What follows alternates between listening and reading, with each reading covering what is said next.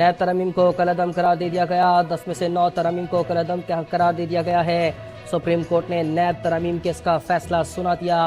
NAB ترامیم کے خلاف chairman P T I کی درخواست قابل سماعت قرار۔ عوامی عہدہ رکھنے والے سیاستدانوں کے خلاف ریفرنس بحال کر دیے گئے۔ نیب کو 7 روز میں ختم کیے گئے مقدمات احتساب عدالتوں کو بھجوانے کا حکم۔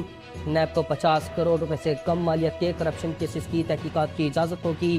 آمدن سے زائد اثاثوں کی تعریف سے متعلق تعریف بھی کالعدم قرار دے دی گئی۔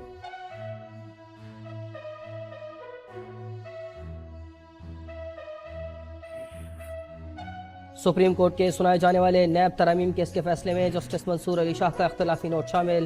سپریم کورٹ میں نیب ترامیم کیس 15 ماہ زیر سماعت رہا۔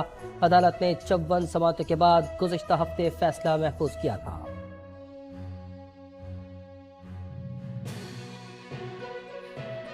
سپریم کورٹ کے فیصلے کے بعد احتساب عدالتوں میں سابق وزراء اعظم کے خلاف 50 سے زائد ریفرنس بحال ہو جائیں گے۔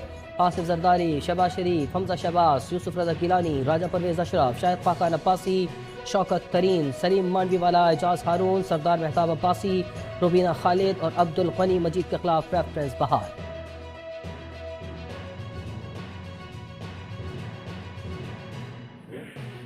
Chief justice supreme court Umar Ata Bandial نے آخری روز کورٹ کارروائی مکمل کر لی۔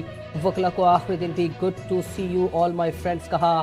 وکلا کی جانب سے چیف جسٹس کے صبر و تحمل کی تعریف کی گئی، جس پر چیف جسٹس عمر عطا بندیال کا کہنا تھا کہ ہمارا فریضہ تھا اللہ کی خوشنودی کو ذہن میں رکھ کر کام کیا۔ انہوں نے مزید کہا، کالے کوٹ کا بار سے تعلق ہمیشہ رہتا ہے، انشاءاللہ وکلا سے پھر ملاقات ہوگی۔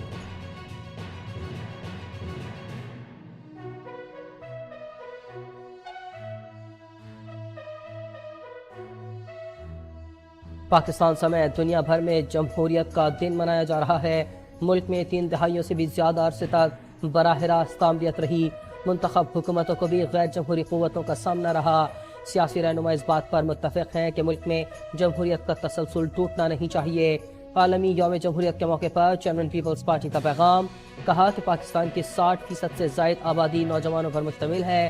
نوجوان پاکستان کے لیے قیادت کے علاوہ کوئی چوائس نہیں۔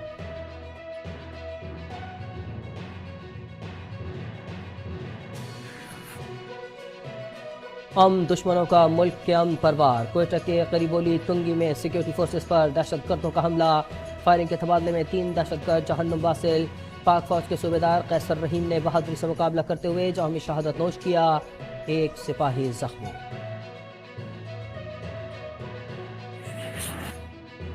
اقوام طالبان اور دہشت گرد تنظیموں کا گٹھ جوڑ بے نقاب۔ اقوام طالبان کی سرپرستی میں القاعدہ کے مختلف رہنماؤں کی افغان حکومت میں اعلیٰ عہدوں پر تعیناتیاں۔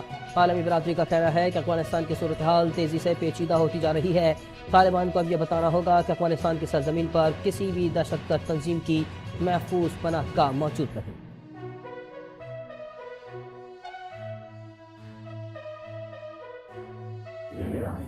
لنڈی کوتل میں تورخم سرحد کو 8 روز بعد ہر قسم کی آمد و رفت کے لیے کھول دیا گیا۔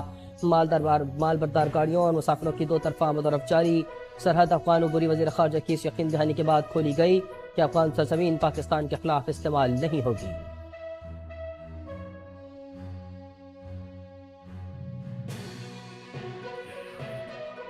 اور بجلی چوروں کے خلاف ملک بھر میں کارروائیاں مزید تیز۔ سیکریٹری پاور ڈویژن کے مطابق بجلی چوروں سے اب تک 1 ارب 74 کروڑ 80 لاکھ روپے تک ریکوری کی جا چکی۔